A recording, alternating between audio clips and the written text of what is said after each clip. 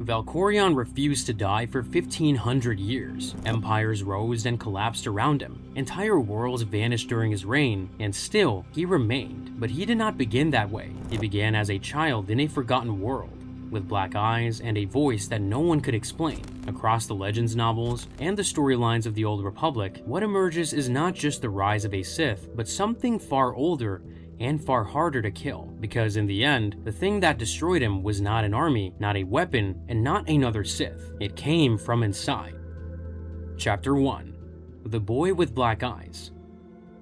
On the planet Medrias, in the outer reaches of the old Sith Empire, a child was born with eyes as black as the void of empty space. He never cried, not even as an infant. No animal would come near him, and when he began to talk, his voice carried a weight and power that no child's voice should have held. His parents were simple farmers. The force was not strong in either of them, but the boy's mother had carried on an affair with the Sith Lord who ruled over their world, a man named Lord Dramath. The child she bore from that affair was something neither parent could explain and neither could control. At the age of 6, the boy began to manifest the Force. Not gently, not gradually, he erupted. His father, suspecting the truth about the boy's parentage, flew into a rage and attacked the mother, and the child stopped him, reaching out to the dark side and snapping his father's neck with a thought. He was 6 years old. His mother did not die quickly. The boy tortured her using the Force, inflicting pain as punishment for betraying the family. By the time she was gone, he had already begun practicing on others. He made the people of his village bow to him. Those who refused were tortured and killed through the Force, publicly, slowly, and deliberately. He wanted the others to watch. He did not hide what he was doing. He made spectacles of it, drawing out the suffering of his victims so that everyone in the surrounding area would know what happened to those who defied him. Over the next 4 years, his reputation spread to nearby villages. Followers gathered around him, some out of fanaticism, others out of terror. Entire communities submitted without resistance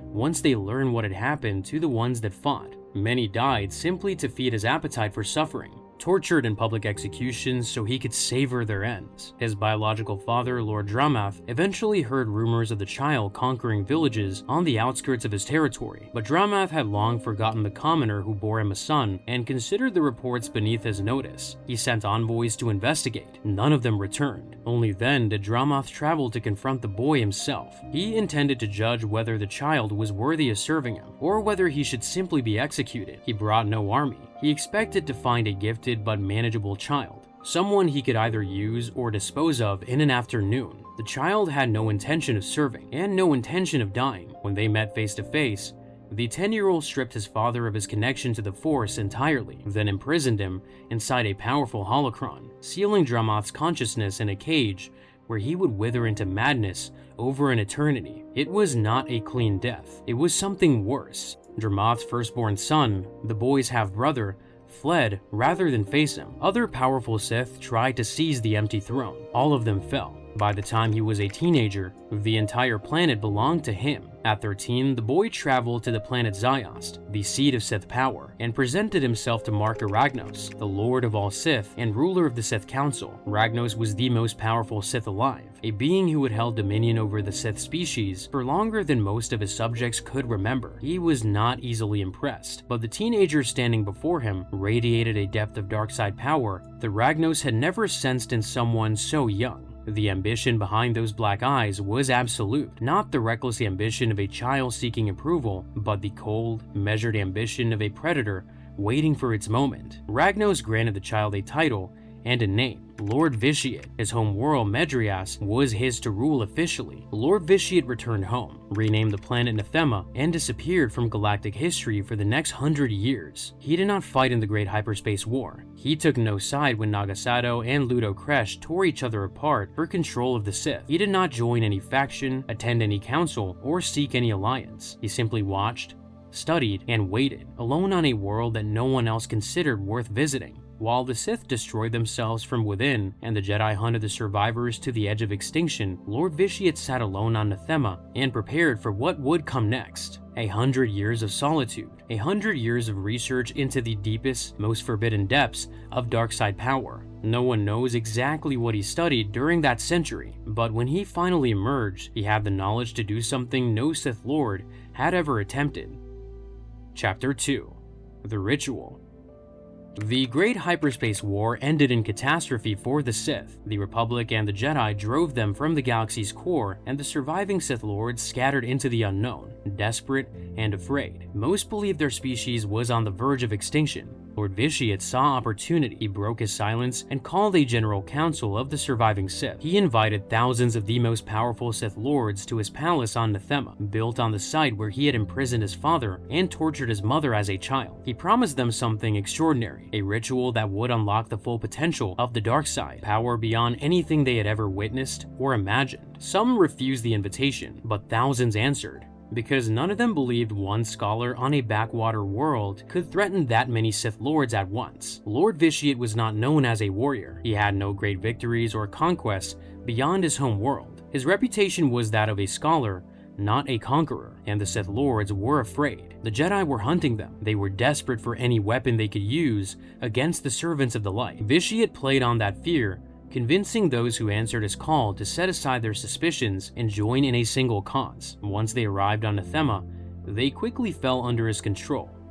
He dominated their minds, crushed their resistance, and turned them into slaves to his will. Then, he forced them to participate in the most complex ritual of Sith sorcery ever attempted. He devoured them. He fed on their power, absorbing it into himself, obliterating all traces of his victims. But the ritual did not stop with the Sith Lords. They were only the eye of the storm, the center of a vortex that spread across the entire planet. Every man, woman, and child on Nethema died that day. Every beast, bird, and fish, all the insects and plants, every living being touched by the Force was consumed. When the ritual ended, Nethema was no longer a world. It was a husk sucked dry. Lord Vitiate had sacrificed millions, stealing their life force to make himself immortal. Their deaths made him stronger than perhaps any Sith who had come before. He ceased to be a Lord Vitiate. On that day, the Emperor was truly born. Centuries later, a Sith Lord named Scourge visited Nethema and experienced what the ritual had left behind. He felt the absence of the Force before the shuttle even touched down, a sensation so alien that it took him several moments to understand what was wrong. The Force was omnipresent. It existed everywhere in the galaxy in some form at all times. On Nethema, it was simply gone. Not weakened, not corrupted, absent. On the surface, Scourge walked through deserted streets lined with intact buildings. The structures had not been damaged. The ritual had not been an explosion or a weapon in any conventional sense. It had been an extraction. The buildings stood exactly as they had on the day everyone inside them ceased to exist. Mangled speeders and shutters lay where they had crashed when their pilots were taken mid-flight. Piles of clothes, jackets, boots, trousers sat in the streets and in doorways, the only remains of people who had vanished in an instant. No scavengers had come to pick through the remains. Even the vermin and insects were extinct. The sun overhead, once bright orange, now appeared a pale shade of brown. Colors were leached from every surface. There was no wind. The air tasted stale. Scourge began to shiver despite the neutral temperature. His companion, Darth Nihilus, told him what he was feeling. The chill of the void. The absence of the energy that gave heat to every emotion and every thought. The Force had been stripped away, and his body knew it before his mind could process it. His voice, when he spoke, sounded hollow and distant to his own ears. By the time they returned to the shuttle, Scourge's stomach was churning. He had lived his entire life attuned to the Force. Having it stripped away left him physically ill. Scourge was a committed Sith. He understood massacres. He had no trouble with the idea of the strong taking from the weak. But Nethema was different. Death and destruction unleashed powerful emotions,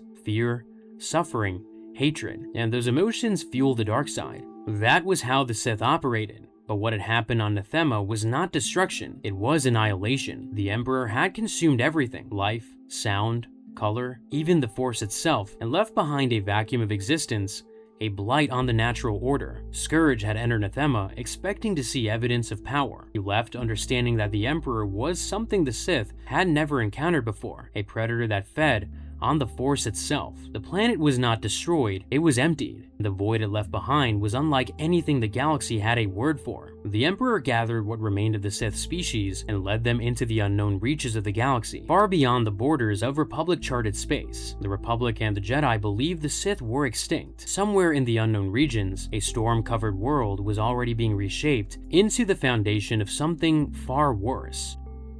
Chapter 3: The Hidden Empire.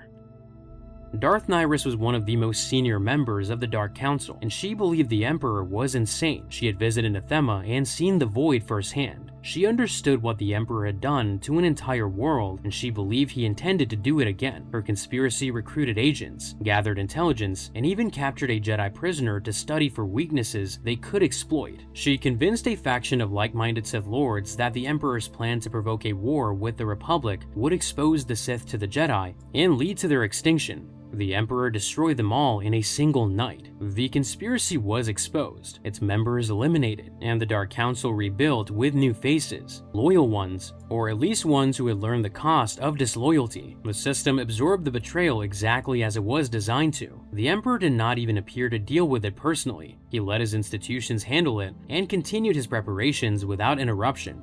That system, and the civilization it governed, had been built over 1,000 years of exile. The Sith had resettled on Droman Kaz, a storm-covered world deep in the unexplored regions where dark clouds perpetually blocked out the sun and lightning arced across the sky at all hours. Under the guidance of the Emperor, the Sith abandoned the chaotic, self-destructive culture of their ancestors. In its place, they built a military society in which the Imperial machine operated and controlled virtually every aspect of daily life. Farmers, mechanics, teachers, cooks, janitors, all part of the great martial apparatus, each individual trained to perform their duties with maximum discipline and efficiency. A citadel rose above the capital, Kaz City. Built by slaves and devoted followers, it served as both palace and fortress, an unassailable meeting place for the Emperor and the 12 handpicked Sith Lords who made up his Dark Council. The dark side power radiating from within the building could be felt across the entire city. The Empire expanded steadily and quietly. World after world in the unexplored regions fell to the Sith, conquered and enslaved, without the Republic ever learning of their existence. Over the course of 1,000 years,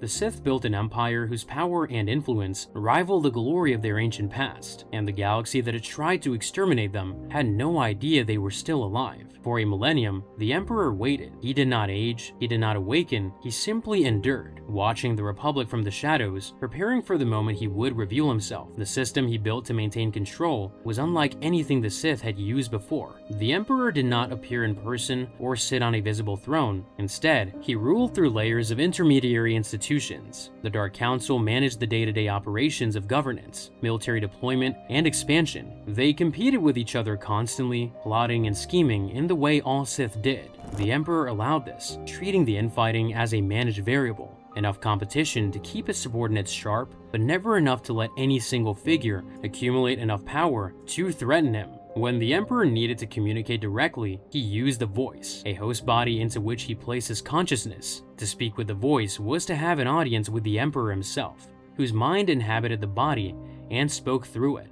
The host's own identity was suppressed entirely. If a voice was killed or damaged, the Emperor simply transferred to another. He had used many forms over the centuries. Assassins had tried to kill the Emperor before. They failed, not because of guards or defenses, but because there was no single body to kill. His consciousness was not confined to one form. Plotting against the Dark Council accomplished nothing because the Emperor controlled them all from behind the scenes. The institutions of the Emperor, the military, the Academy, the Council, the Voice, were not separate from the Emperor but extensions of him, distributed across an entire civilization so that no single point of failure could bring the system down. The officer corps turned over constantly, generations of soldiers trained, deployed, and replaced. The Dark Council itself turned over as members plotted, rose, fell, and were destroyed, all under the Emperor's careful observation. Conspiracies formed periodically, as some members grew uneasy with the Emperor's plans. But the Emperor had survived for centuries longer than any of them had been alive. He had seen every kind of betrayal, and he had built a system to absorb it. After 1,000 years of preparation, the Emperor decided the time had come. The Great Galactic War was about to begin, and the Republic had no idea what was coming. Chapter 4: The Great War. The war lasted decades. It was the largest conflict the galaxy had seen since the fall of the original Sith Empire, and it was fought on more fronts than any single commander could track. The Sith struck first and struck hard, pouring out of the unknown regions with a military force the Republic did not know existed. Entire sectors fell in the opening months. Worlds that had never seen Sith influence were suddenly under occupation. The Republic scrambled to respond, pulling fleets from the core worlds to defend systems that had never seen combat before. The Jedi mobilized alongside the Republic military, but the sheer scale of the Imperial assault overwhelmed conventional defenses. The Empire used every tool available: conventional military operations, a Mandalorian army manipulated into blockading the Hydean Way, intelligence operations, and targeted strikes against Republic leadership. The blockade of the Hydean Way was devastating, choking one of the galaxy's most important trade routes and cutting off entire regions from Republic supply lines. When the blockade was finally broken, the Republic struck back, and the Empire counterattacked. Neither side could achieve a decisive advantage. The war ground on year after year, consuming resources and lives at a pace that neither government could sustain indefinitely. The Emperor had spent 1,000 years preparing for this war. The Republic had spent 1,000 years forgetting the Sith existed. And yet, the Republic held. Its institutions bent under the pressure but did not break. The Jedi fought on every front. New military leaders emerged to replace the ones who fell. The war the Emperor had expected to end quickly became a prolonged attrition that even his military machine could not resolve through force alone. Then, in a single stroke, the Emperor changed the shape of the war. While Sith diplomats sat at a negotiating table on Alderaan, discussing the terms of a possible peace, a strike force descended on Coruscant under the overall command of Darth Ongral, with Darth Malgus leading the ground assault.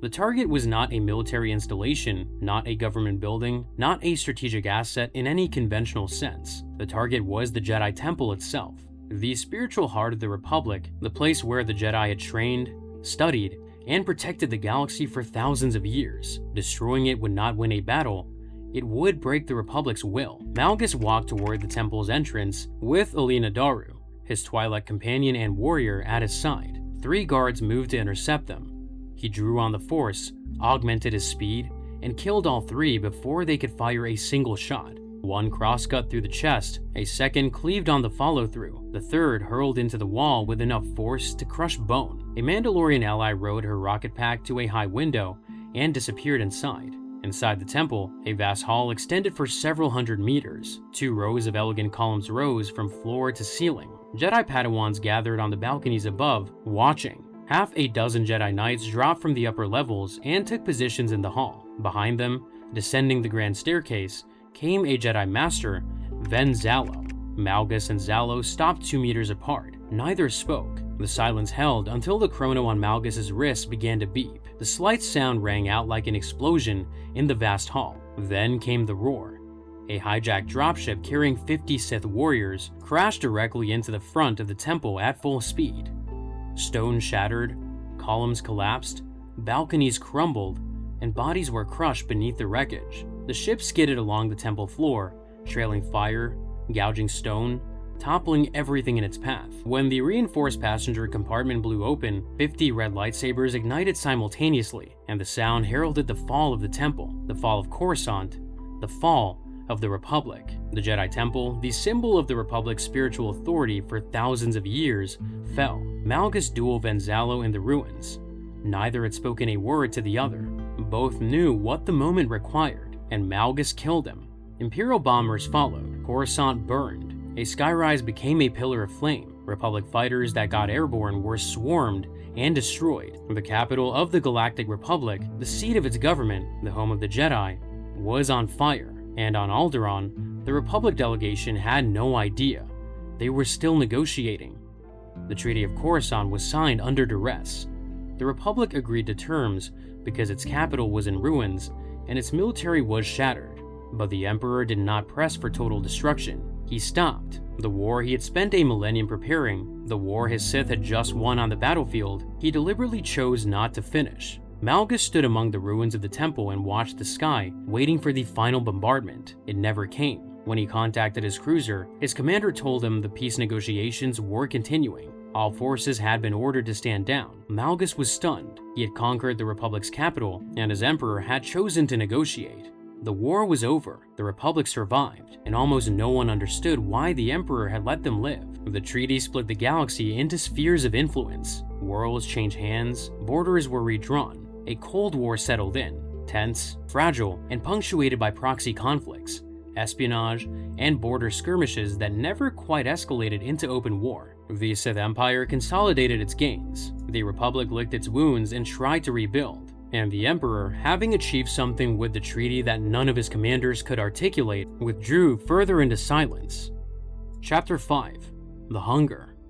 The Emperor's withdrawal after the treaty was not about precedent. He had been manipulating events from behind the scenes for centuries. By this time, something was different. His silence was deeper, his presence more distant, his communications with the Dark Council rarer than they had ever been. Some on the Council began to suspect that the Emperor was losing interest in the Empire entirely, that his attention had turned elsewhere, towards something beyond the borders of known space. There was a reason for the silence, though it would not be understood for centuries. During the Mandalorian Wars, years before the Great Galactic War began, two Jedi named Revan and Malak had pursued the remnants of the Mandalorian fleet beyond the Outer Rim and encountered the Sith Emperor Andromen Kos. The Emperor dominated their minds, turned them to the dark side, and sent them back to the Republic as weapons.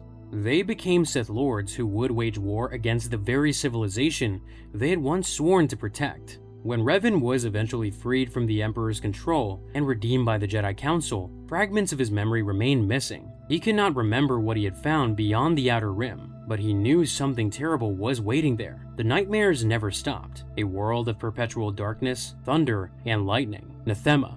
Revan eventually returned to Dromund Kaas with allies to confront the Emperor directly. The confrontation was brief and devastating. The Emperor overwhelmed Revan with a barrage of dark-side lightning so intense that Revan's skin began to boil and blister, the flesh of his face melting against the superheated metal of his mask. An astromech droid that rushed to help was obliterated in a single burst of force energy, every internal circuit and external component destroyed in an instant. The Emperor had stood perfectly still through most of the fight, his emotionless veneer cracking only once. A primal hiss of hate when Revan managed to deflect a bolt of lightning back into his chest. Revan was defeated. The Emperor imprisoned him in a secret facility and kept him alive for 300 years, suspended between life and death while the Emperor fed on his strength. But the feeding created a two-way link, and through that link, Revan was able to subtly keep the Emperor in check, delaying his plans even from captivity. The Emperor's wrath, a personal enforcer granted eternal life to serve at the Emperor's side, watched over both his master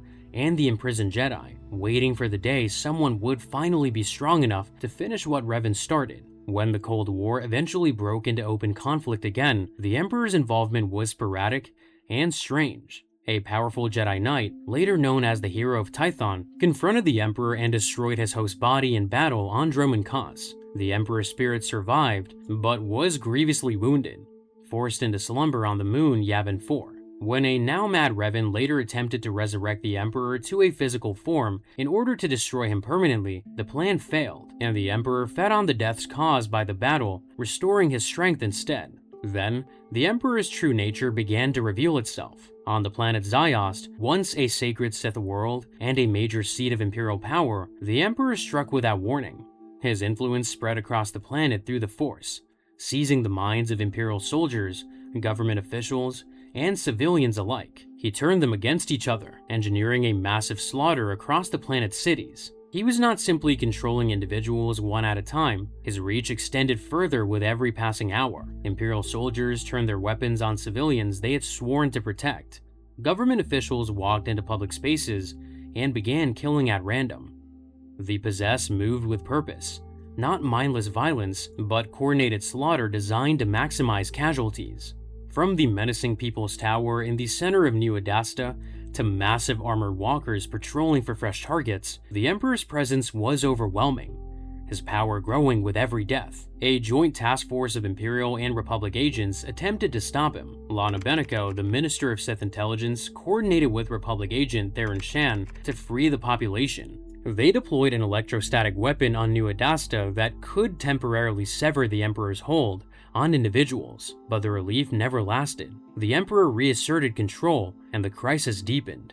The Republic sent military forces under the pretense of a humanitarian rescue mission. Those forces fell under the Emperor's control the moment they landed, adding to his army of possessed. Even the Sixth Line, an elite team of Jedi commandos, fell under the Emperor's domination after arriving on the surface. Every death on Ziost fed the Emperor's power. That was the point. The slaughter was not collateral damage, It was the mechanism. A fraction of the population was evacuated, but most remained trapped on the surface, either possessed or hunted by those who were. And then, without warning, the Emperor stopped playing with individual puppets. He unleashed a wave of dark-side energy that expanded across the entire planet. Every living thing on Zyos was consumed. The surface became a barren, frozen wasteland. Trees were left standing as solid ash. Stone statues crumbled. The crisis left behind monoliths, monstrous creatures of dark-side energy rather than living organisms. Zyos looked exactly like Nethema had looked 1,000 years earlier. The same ritual, the same result. The same void where the Force had been. The Nethema ritual had not been an act of desperation. It had not been a one-time event driven by circumstances. Zyos suggested that the Emperor could, and perhaps always intended to, do it again. He had done it before on Nethema. Now, he had done it again on Zyos. 1,000 years apart, the same ritual, the same result. And the scope of his ambition may have gone further than anyone had imagined. Some believe the Emperor's ultimate goal was not to rule the galaxy, but to consume it, every living thing, on every world, in a single galaxy-spanning ritual that would make him an all-powerful, unkillable entity. Whether that was truly his plan, whether it had always been his plan, remained uncertain even to those who had studied him most closely. But after Zyos, the possibility could no longer be dismissed. After consuming Zyos, the Emperor vanished. His former empire disowned him. They began calling him Vitiate, a name stripped of the title he had once held. The Sith Empire he had built over 1,000 years now treated him as a rogue threat rather than a ruler. But the Emperor was not gone. He had simply become someone else. Chapter 6: The Eternal Throne. Somewhere in wild space, far beyond the borders of both the Republic and the Sith Empire, a golden throne sat inside a towering palace. The man on it called himself Valkorion. The Emperor had discovered the planet Zakuul centuries earlier, during the Hidden Empire's expansion into the unknown regions. He had found something else there too, the Eternal Fleet, an ancient armada of automated warships with technology that surpassed anything in the known galaxy, and he had made a decision that would reshape everything. While still ruling the Sith Empire through the Dark Council and the Voice, he assumed yet another form and another name on Zakuul. The entity behind the name was the same one who had consumed Nethema and ruled the Sith Empire for a millennium. Valkorion was simply his greatest mask, and Zakuul his greatest, most ambitious creation. An ancient Sith entity with the power to possess and control the bodies of others, using them as puppets to enforce his will on the galaxy, he had assumed many forms over the centuries. The immortal Emperor of Zakuul was the newest, sustained by immense dark-side power, living for centuries without aging. On Zakuul, Valkorion built something entirely different from the Sith Empire. There was no Dark Council, no assassination culture, no Sith doctrine. Instead, Valkorion presented himself as a visible, benevolent God Emperor, worshipped by his people, accessible to his subjects, and revered as the founder of their civilization. Where Joman Kaz was built on militarized discipline and fear, Zakuul was built on devotion and belief. The people of Zakuul worshipped Valkorion. The Sith on Joman Kaz had only ever feared him. Valkorion took Senya Tural, a knight of Zakuul, from his elite guard as his consort. They had 3 children, twin sons Arkan and Thexan, and a daughter named Valen. As children, the twins swapped clothes to confuse their servants. They sparred together in the shadow of the Eternal Fleet, and once ran away to live in the Endless Swamp for a month. Valkorion treated all 3 of his children as instruments, not as family. He showed them no warmth, no pride, and no interest beyond their usefulness. As the children grew, Senya watched her husband become colder and more distant. She loved her children. They did not return her affection, not because they were incapable of it, but because their father's indifference had taught them that love was weakness.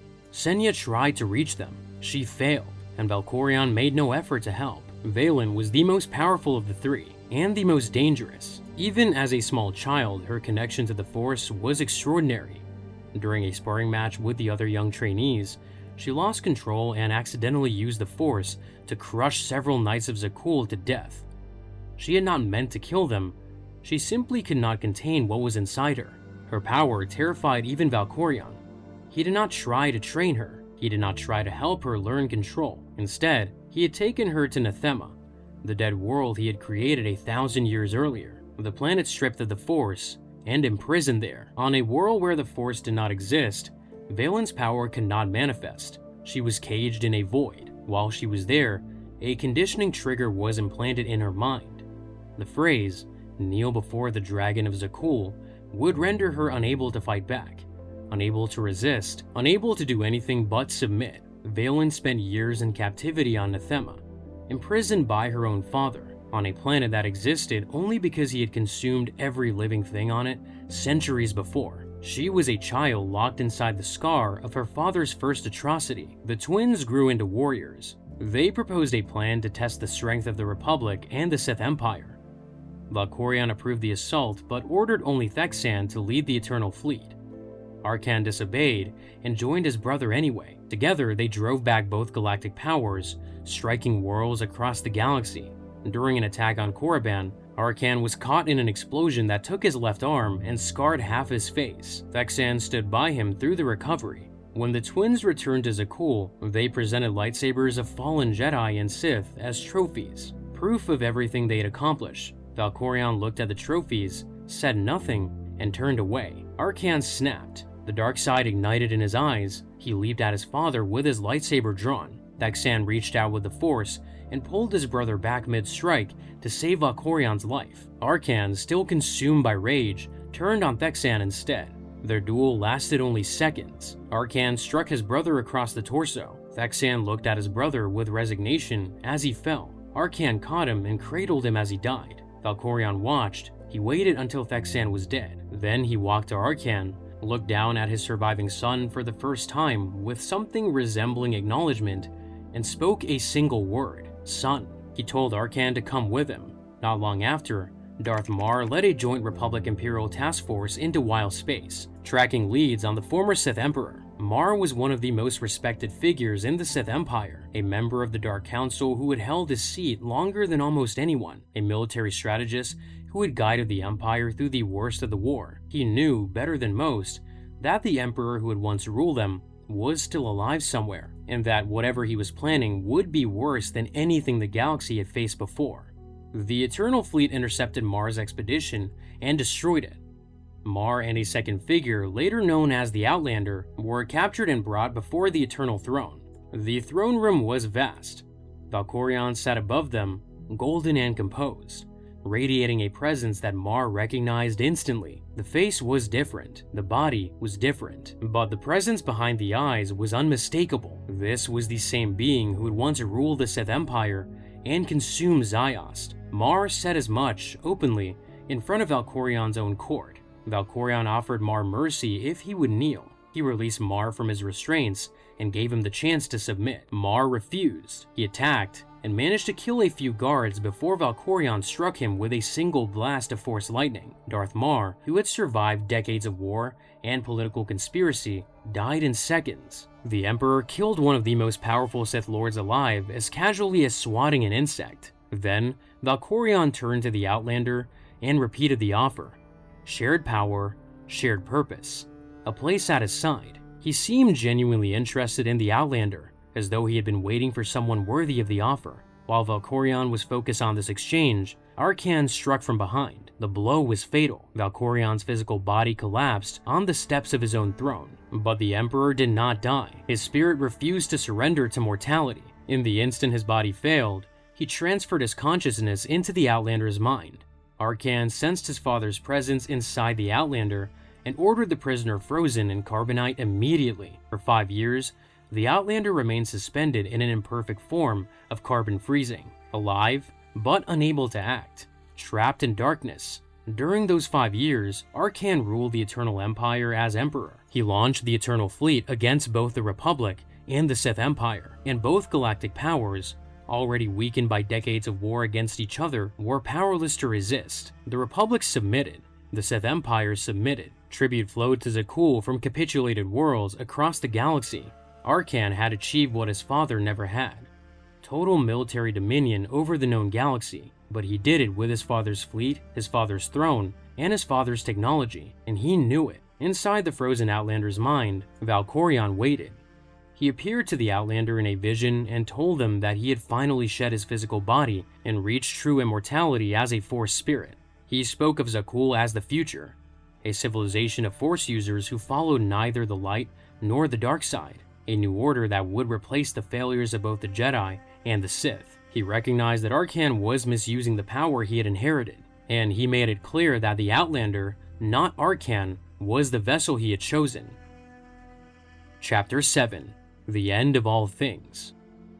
The Outlander was freed after 5 years by Lana Beneco, with the help of Koth Fortena and the astromech T-701.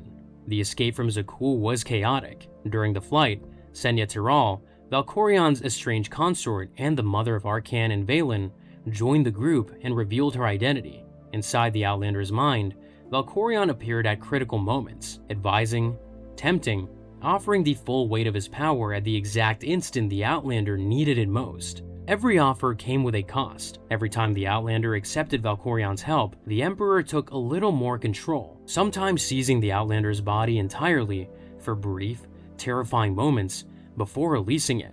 Every refusal was met with fury. On one occasion, when the Outlander rejected his aid, Valkorion subjected the Outlander to visions of suffering and destruction, a reminder of what he could do from inside a mind that had no walls against him. He was patient. He had been patient for 15 centuries. He could wait a little longer. The Outlander built an alliance from the wreckage of both the Republic and the Sith Empire, a resistance movement designed to challenge the Eternal Empire that Arcann now ruled. Refugees, defectors, smugglers, soldiers, and former enemies joined the cause on the hidden world of Odessen.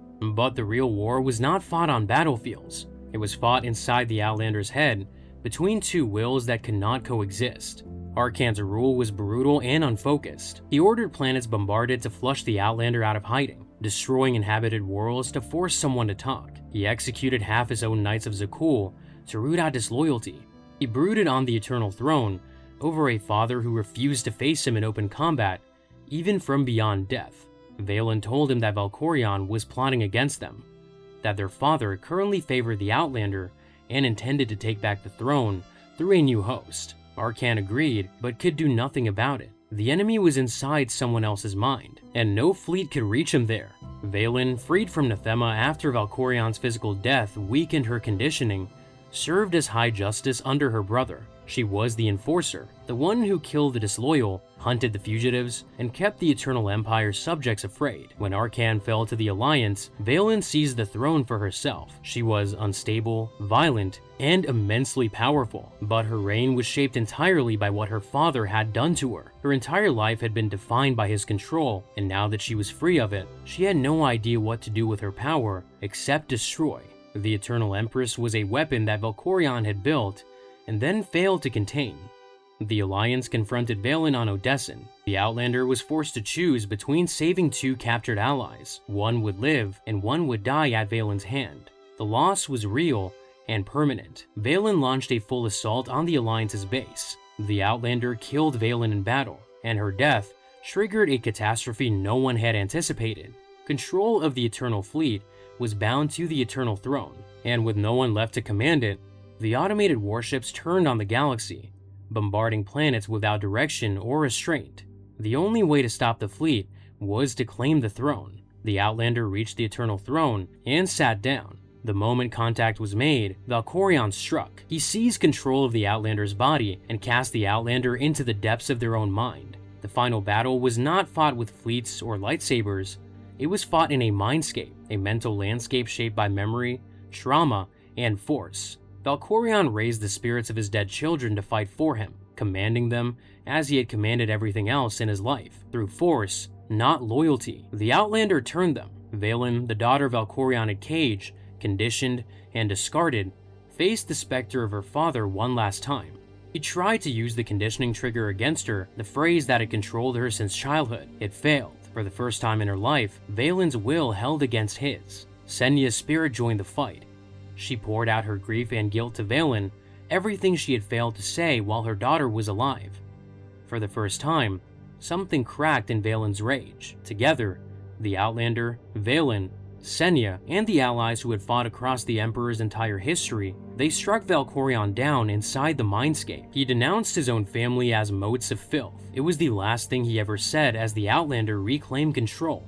But the Emperor's destruction was not yet complete. His spirit, The remnant of the entity that had once been Tenebrae persisted. Years later, in the final confrontation known as the Echoes of Oblivion, the Emperor's decaying essence threatened Jedi Master Satele and her students, attempting to use their minds as a final anchor to the living world. Lord Scourge, the Emperor's Wrath, who had served at his side for 300 years and studied him every day of those centuries, joined Karpyshyn and the Commander to enter Satele's mind and confront the Emperor's last remnant. Inside the mindscape, all three faces appeared: Tenebrae, the child with black eyes; Vitiate, the Emperor who consumed Nathema; Valkorion, the immortal Emperor of Zakul. All aspects of the same entity, all fighting for survival. Valen stood against her father one last time and held. The entity that had once been Tenebrae, who had become Vitiate, who had stolen the face and name of Valkorion, ceased to exist. His total lifespan spanned nearly 1,500 years. He had worn 3 names, ruled 3 empires, and consumed 2 worlds whole. He was among the longest reigning rulers in galactic history, one of the most powerful Force users the Sith had ever produced, and responsible for more death and destruction than almost any other single being on record. In the end, he was destroyed in the only place he had never fully conquered: someone else's mind. Not by a fleet, not by Jedi Council, not by any weapon the galaxy had ever built, but by a single will that refused to break, supported by the very people Valkorion had broken first: his consort, his daughter, and the allies his cruelty had forged into enemies. The Eternal Empire crumbled, the Sith Empire fractured, the Republic rebuilt. But in the corridors of power, in the archives of the Jedi, and in the nightmares of those who had faced him, the name carried a weight that no treaty or victory could erase. His story ended, but the era he shaped was only beginning to reckon with the damage. The Sith did not begin with Valkorion, and the galaxy he shaped did not heal overnight. One of the most dangerous military minds the Empire ever produced nearly finished what the Sith started, not with the Force, but with strategy alone.